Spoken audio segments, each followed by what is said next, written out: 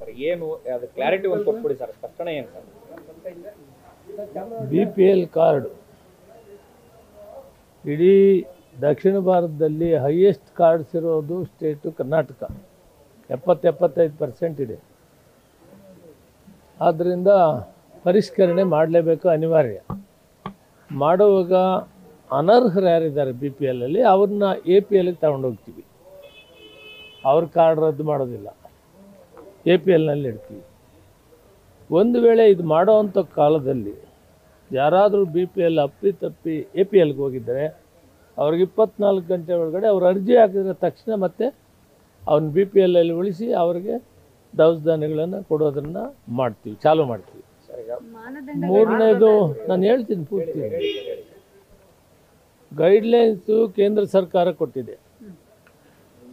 ಅವರು ಒಂದು ಪರಿಷ್ಕರಣೆ ಮಾಡಿ 7 ಲಕ್ಷ ಕಾರ್ಡನ್ನು ಅದು BPLಲ್ಲಿರೋದನ್ನು ತೆಗಿಬೇಕಂತ ಅವರೇ ಆದೇಶ ಕೊಟ್ಟಿದ್ದಾರೆ.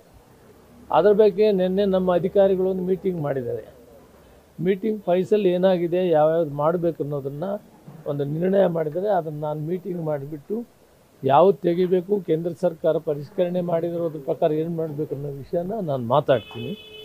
ಒಟ್ಟಲ್ಲಿ ನೆಕ್ಸ್ಟ್ ಮಂತು ನಾವು ಓಪನ್ ಮಾಡ್ತೀವಿ BPL ಕಾರ್ಡ್ಗೆ.